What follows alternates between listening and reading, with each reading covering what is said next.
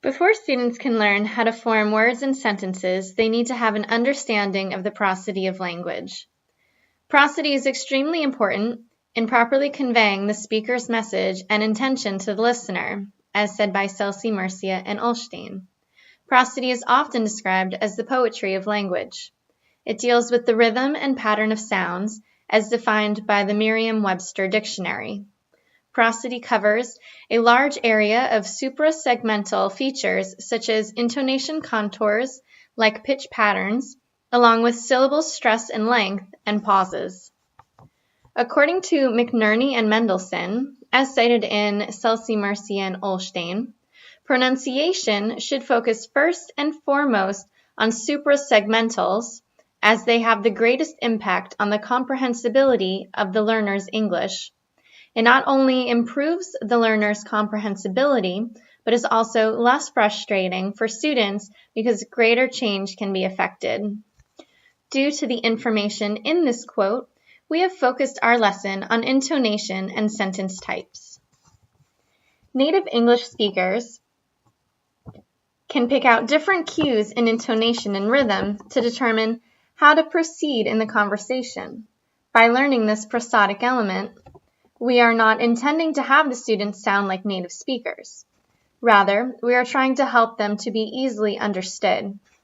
Gilbert believes that the most basic elements of speaking are deeply personal.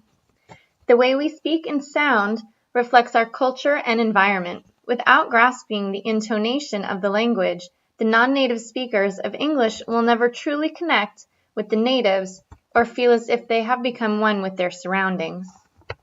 According to Rodero, intonation is a vehicle for communication, which sometimes contributes greater meaning than the semantic content of speech itself.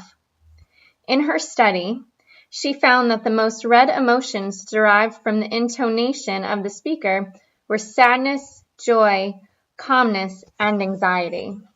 It is also important to teach our students what these sound like in context, to ensure that they are conveying the right emotion at the right time.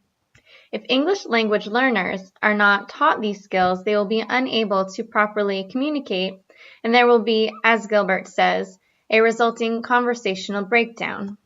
In the words of Led Zeppelin, communication breakdown, it's always the same. Having a nervous breakdown drive me insane. In other words, without teaching our students the prosodic element of intonation, they will be unable to communicate effectively and thus feel frustrated and like outsiders. As Haffernick stated, it is necessary to teach our students how to communicate effectively. It is also our goal as instructors to ease students into the language so that they feel welcome in their new roles as English speakers. Additionally, Celsey, Murcia, and Ullstein feel that in order to deploy intonation effectively at the level of discourse, learners need first to become aware of, understand, and practice the relationships between intonation, syntax, and context in spoken English. They give 6 different types that are commonly used throughout the English language and are essential to practice, including declaratives, imperatives and exclamations, yes-no questions, WH questions, question tags, and alternative questions.